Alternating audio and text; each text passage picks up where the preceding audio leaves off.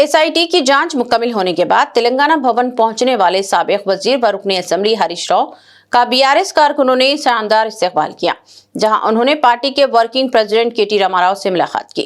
बादशाह मीडिया से बात करते हुए हरीश राव ने चीफ मिनिस्टर रेवंत रेड्डी पर सख्त तनकीद करते हुए कहा कि पुलिस के पीछे छुप कर नोटिस भेजना बुजदिली है। अगर हिम्मत है तो सियासी तौर पर मुकाबला करके दिखाएं। हरीश राव ने इल्जाम लगाया कि रेवंत रेड्डी ने पुलिस और हुकूमती इदारों के जरिए नोटिस भेजकर उन्होंने इन्हें बदनाम करने की कोशिश की, मगर बीआरएस कारकुनान की हिम्मत और अवामी हिमायत इन्हें कभी शिकस्त नहीं देगी। हरीश राव ने वाजे किया कि रियासत में होने वाले घोटालों, करप्शन और गैर कानूनी कार्रवाइयों के खिलाफ बीआरएस आवाज बुलंद रखेगी, चाहे कितने भी केसेस बनाए जाएं। उन्होंने कहा कि अवाम के मुफादात के तहफ़्फ़ुज़ के लिए वो हर कानूनी फोरम और अवामी सतह पर महाज खोलने के लिए तैयार हैं और रियासत के हर शहरी के साथ खड़े रहेंगे। उन्होंने ये भी कहा कि बीआरएस पार्टी की क़ियादत में साबिक़ा और मौजूदा कारकुनान ने हमेशा रियासती मुफादात के लिए कुर्बानियां दी हैं और आइंदा भी देंगे, और कोई भी सियासी दबाव या साजिश इन्हें अवामी खिदमत से नहीं रोक सकती। కార్యకర్తలం మేము, మాకు త్యాగాలు తెలుసు, మాకు పోరాటాలు తెలుసు. నీలాగా వెన్నుపోట్లు, కుట్రలు, కుతంత్రాలు, చీకటి రాజకీయాలు మాకు తెలియవు. మా కేసీఆర్ నేర్పింది పోరాటం, త్యాగం, ప్రజల పక్షాన నిలబడడం మా కేసీఆర్ గారు నేర్పినారు. నువ్వు ఎన్ని సిట్ నోటీసులు పంపుతో పంపు, మేము భయపడేది లేదు. కానీ నువ్వు దర్యాప్తు పేరు మీద ఆడుతున్నటువంటి ఈ నాటకం తెలంగాణ ప్రజలు నిశ్చితంగా గమనిస్తూ ఉన్నారు. నాకు తెలిసి ఇవాళ మళ్ళీ లీక్ ఇస్తారు, ఇట్లయిందట అట్లయిందట, లోపలను ఓ చిల్లర లీక్ ఇస్తారు.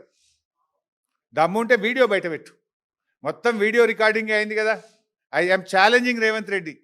ఇవాళ జరిగిన, నన్ను అడిగిన ప్రశ్నలు, నేను చెప్పిన సమాధానాలు మొత్తం వీడియో బయట పెట్టు, రాష్ట్ర ప్రజలు చూస్తారు.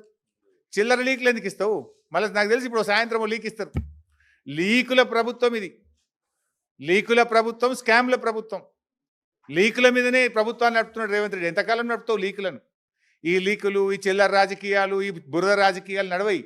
ప్రజలకు డెలివరీ కావాలి, ప్రజలకు ఇచ్చిన మాట నిలబెట్టుకోవాలి. అరే నాట్లు పడుతున్నా, ఇదివరకు రైతు బంధు ఇయ్యలే, రైతు బంధు ఎప్పుడు ఇస్తావో చెప్పు.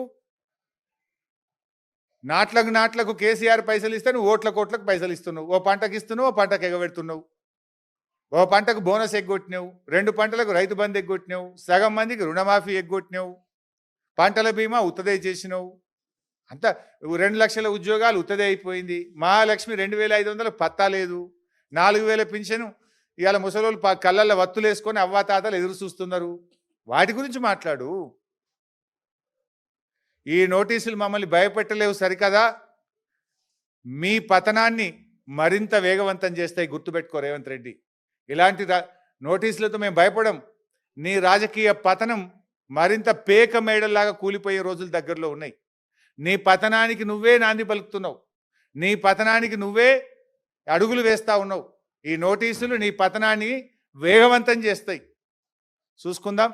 బట్ మేము ఫైనల్గా మళ్ళీ డిమాండ్ చేస్తున్నాం, నీకు నిజాయితీ ఉంటే, తప్పు చేయకపోతే సైట్ విజిట్ సర్టిఫికెట్ల పేరిట సింగరేణిలో జరిగిన కుంభకోణాల మీద సిట్టింగ్ జడ్జితో విచారణ జరపాలని మళ్ళీ డిమాండ్ చేస్తున్నాం. నువ్వు విచారణ ఒప్పుకోలేదంటే, నువ్వు విచారణకు ముందుకు రాలేదంటే నీ బావమరిది కుంభకోణం చేసింది నిజం, కుంభకోణం జరిగింది నిజం. అందుకే నువ్వు భయపడి విచారణ జరుపుతలేవని మేము భావించాల్సి ఉంటుంది. నిజాయితీ ఉంటే, ధైర్యం ఉంటే వెంటనే సిట్టింగ్ జడ్జితో విచారణ జరుపు. లేదంటే మా అంటే 2 ఏళ్ళే కదా, బీఆర్ఎస్ ప్రభుత్వం వచ్చేది ఖాయం, విచారణ జరిపేది ఖాయం, మీ అవినీతిని కక్కిచ్చేది ఖాయం, కటకటాల వెనుక మిమ్మల్ని పెట్టేది ఖాయం.